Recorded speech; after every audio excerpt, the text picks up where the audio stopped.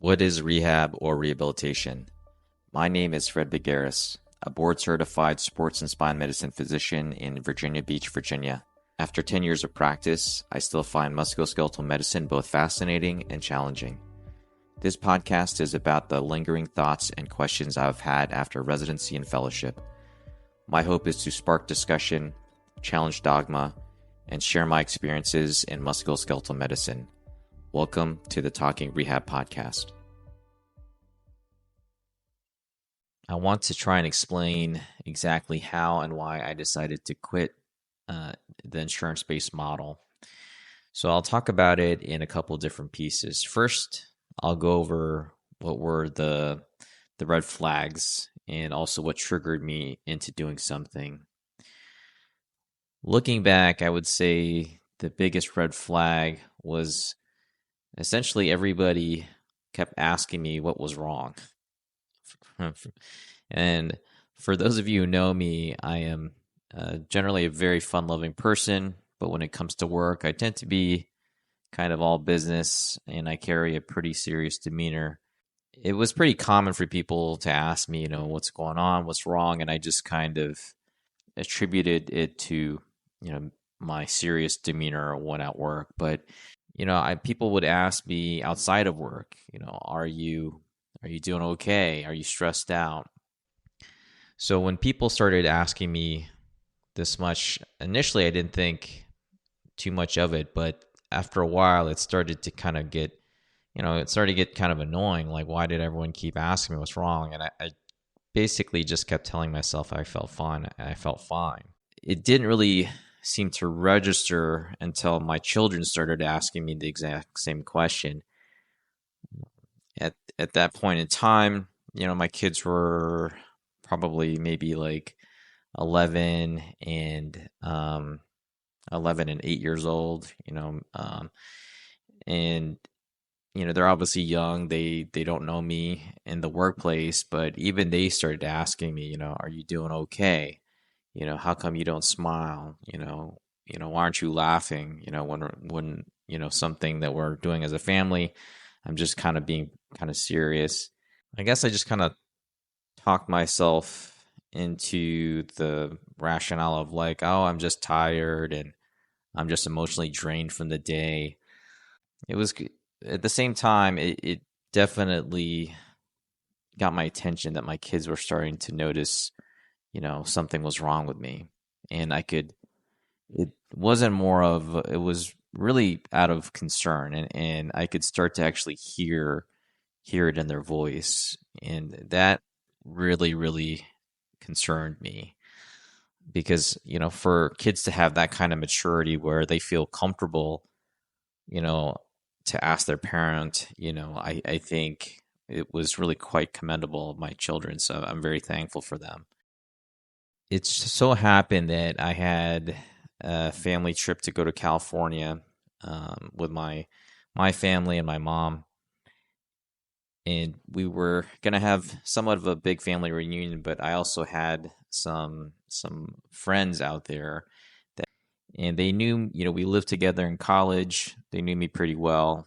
At the same time, we haven't really seen each other on a day-to-day basis for, essentially like 6 to 8 years or so. We kept in touch over the years, but, not really face to face. So it was really kind of exciting to see my friends again with my family. I went to their place, we knocked on the door and as soon as they opened the door, I could see their face change, and they automatically started asking, my wife, like, hey, what's going on? What's wrong? And here we go again. I was like, man, these are people who knew me way before life was really that complicated, haven't seen me in several years, and in an instance, they knew automatically that something was wrong. That really sunk in for me, I guess. I knew at that point that something was wrong. Everybody was noticing it. Friends from the past, my wife, my kids, everybody could tell that something was wrong with me. I had a lot to think about when I got back in town. I got called into a meeting with some of the leadership with my previous employer. And aside from my feelings at that point in time, I had a very, very busy clinic. The overall breadth of my practice was great, and I really enjoyed this part of my job. However, I had brought up some concerns, and I'll kind of leave it at that. Maybe I'll talk about that on a separate episode. And so when I got called into this unexpected meeting, uh, I thought it was to address some of the open-ended issues. However, the nature of the meeting was really quite different. It was to rescind my partnership offer. For context, I was offered a partnership with this practice about a year prior, but I did not want to sign because of some of the concerns I had, but more specifically, I had to sign a non-compete. And I've been through a non-compete before, and it was just not something that I was willing to go through again. That being said, I understood that they could not have an open-ended contract just sitting out unsigned. So I thought that rescinding the offer did make sense on their part. However, the very next topic of the meeting started off with, so where do you see yourself in the company? And in that instance, I kind of knew what was happening. It seemed like a nudge or a hint that maybe me working there would not be in anyone's best interest. It turned out, this was a late Friday meeting, and that following Monday, I was actually going to be leaving on a family trip, which we had planned months ago. So I kind of left it as, let me think about it, and I'll get back to you. And that was that. Now, this trip happened to be a cruise with my extended family. And I had never been on a cruise, but it turned out that there was essentially no internet access. So I couldn't talk with anybody that wasn't on the boat. I couldn't really check my email.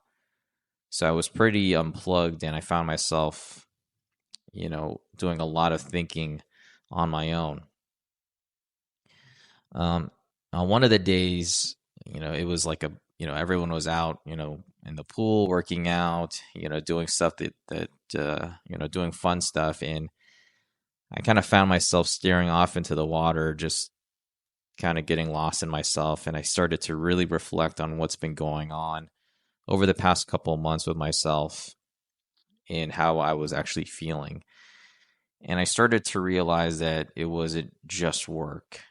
I really felt that something was just off with me. So to kill the time, I just started, I opened up my phone and I started, kind of thumbing through some old pictures. And as I was scrolling through the pictures, this is like dating back to, even before I had children, it was just me and my wife. And, it was from, prior to medical school, residency, and, everything all the way up until recently. And I could see very clearly in the pictures that I had changed. And what changed was that, my smile, it sounds kind of cheesy, but I could really tell that, my smile had changed over the years. It was kind of effortless and initially just a very natural smile and very happy-go-lucky person. And over the years, I lost it. Everything seemed very forced. And this again was another big flag. I was like, wow, this isn't good. This really is not good. So that's when it kind of hit me like a ton of bricks. And I was just mentally, I just kind of just decided that I'm done, that I can't do this anymore. And that was pretty much when I decided that I can't be part of this system anymore. I had thought about joining another practice. Maybe it's this particular practice, but looking at my career, it seems like I was jumping from one frying pan to the other. I knew at that point that I did want to continue to practice medicine, and I still enjoyed helping people. But I also knew that helping people shouldn't feel this way, and it shouldn't be that hard. I also realized that a big reason why I was having, these kind of difficulties was because of the way the system has been set. The current insurance-based healthcare system is not really designed to take care of people. Um, these clinics have a very thin margin, and as a result, physicians have to see very large volumes of patients. The care is really it's suboptimal, in my opinion. Um, I never really understood how I could be 100% on my patients when I'm limited to less than 10 minutes per visit because I had to see 20 plus patients per day. Even if I wanted to see less patients for longer visits, I did crunch the numbers and I would be making, barely over my overhead. The way that most of these clinics are set up, it's just not really possible to practice the level of medicine that I know I am capable of. As a young physician, you know, 10 plus years ago, I started off in a very high volume practice, and it was great. When you come out of fellowship or residency, you want to get as many reps as possible. You want to, establish your practice style. You want to see different pathologies. So I do think that there is a time and a place for this kind of volume. However, the longer that I stayed in it, even in practices where the financial model would make a lot of sense, where I could make a lot more, I just I just never really felt like I could sacrifice, my quality of care. What I didn't realize was I was trying to fight that battle, but I was actually sacrificing myself in general.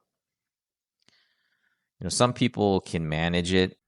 They don't mind practicing this way. However, if you ask any physician, or anyone in the healthcare field, they know that this is not ideal. No one in their right mind actually wants to practice this way. No one really thinks that this is taking care of people to the best of their ability.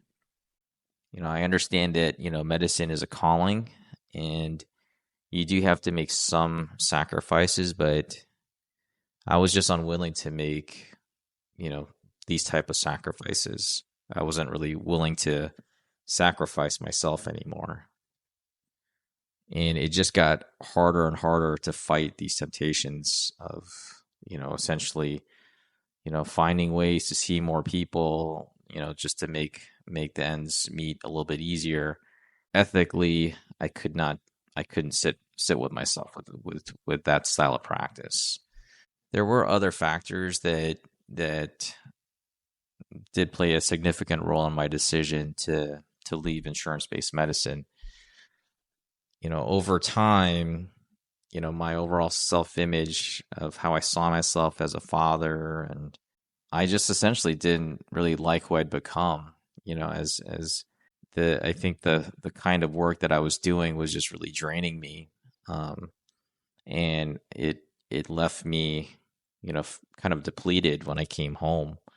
So I would leave in the morning kind of bright-eyed and bushy-tailed, and then the day would get to me, and it was never really just, it wasn't the patients, it was just the nonsense that goes on, when you're dealing with insurance.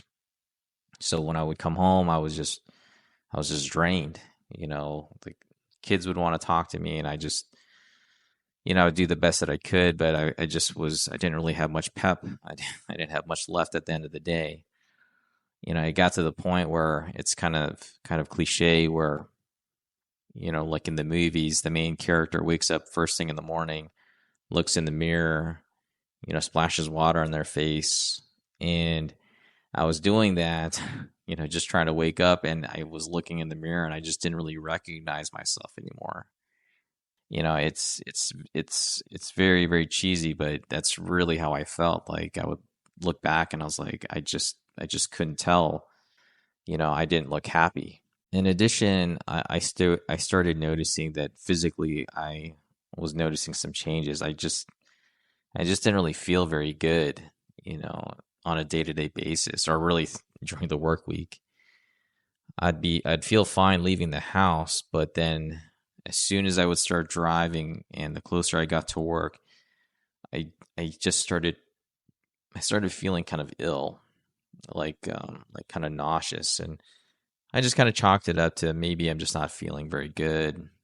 I also thought it was kind of weird that I would only really feel that way Monday through Friday, and I didn't really feel that way, um, on the weekends.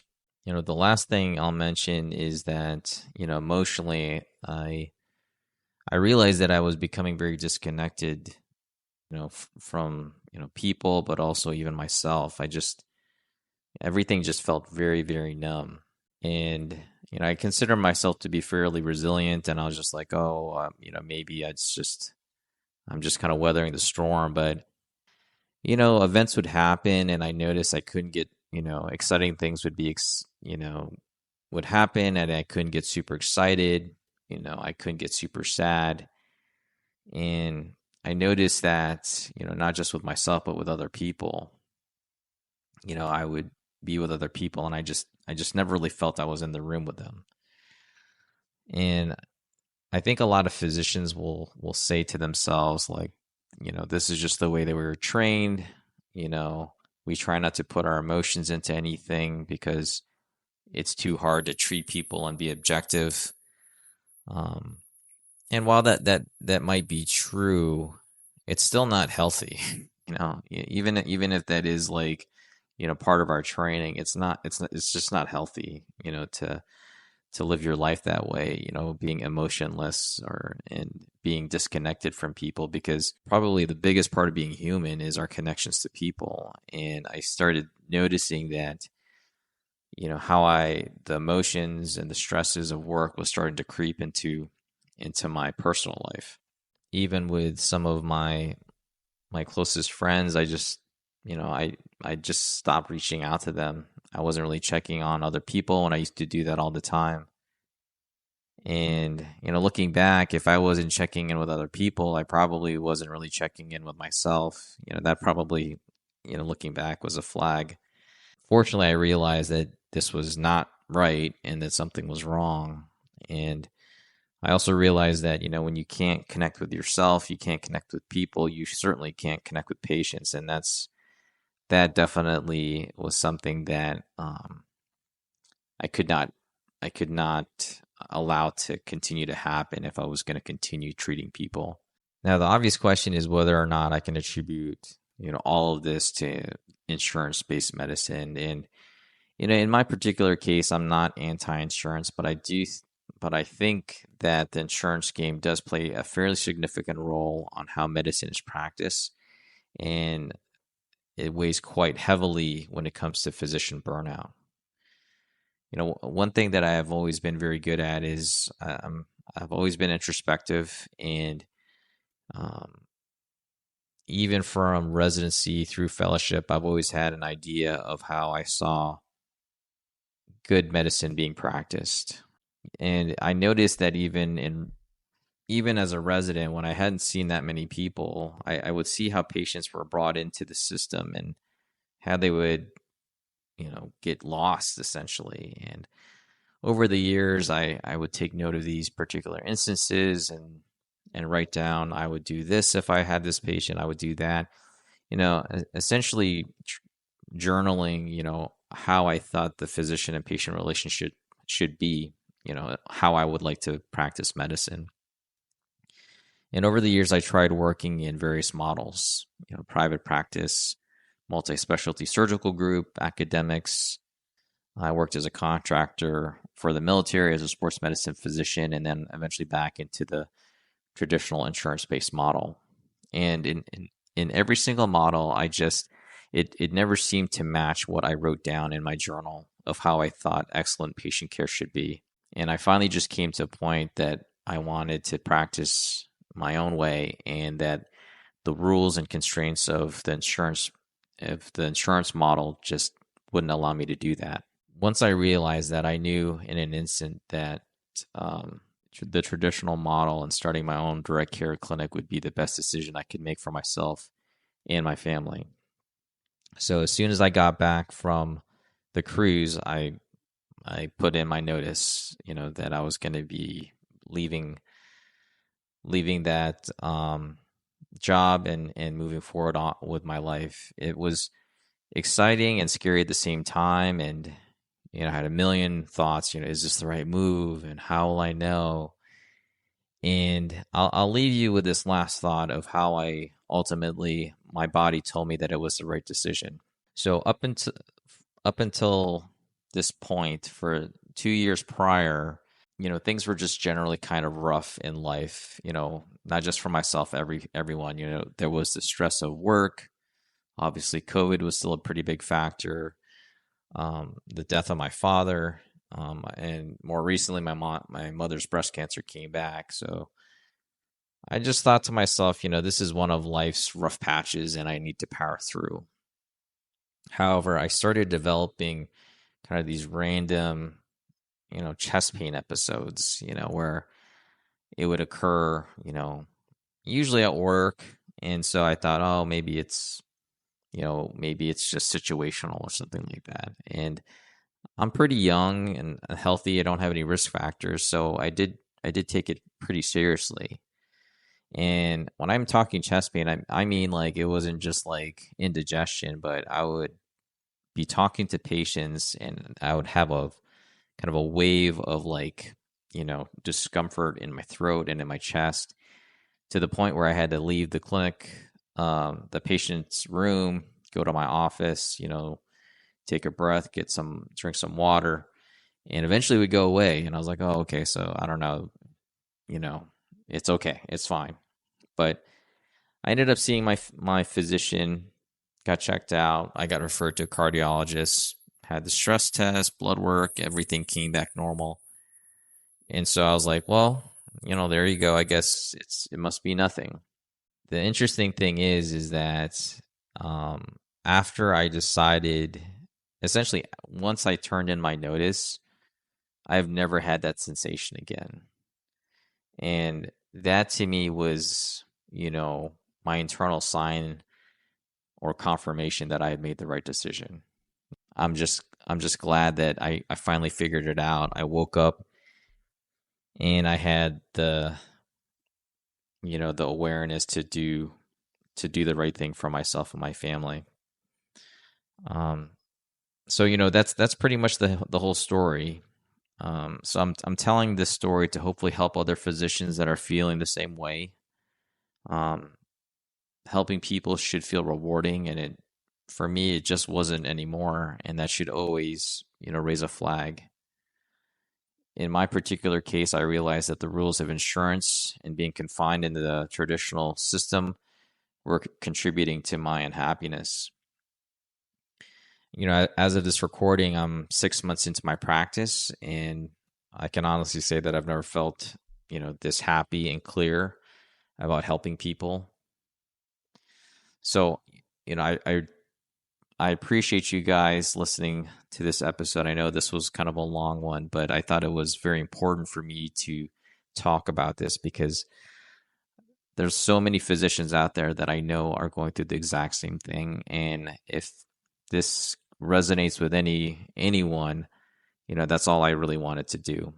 So if anyone wants to talk to me, offline, my contact information is in the podcast description. Don't hesitate to reach out. Thanks again for listening. Thank you for listening to the Talking Rehab podcast. I hope that this podcast stimulates you to question your own practice and how you approach rehabilitation. I truly appreciate your time and attention. If you enjoyed listening, make sure to like and subscribe to the podcast. I wish you a movement-filled day. Take care.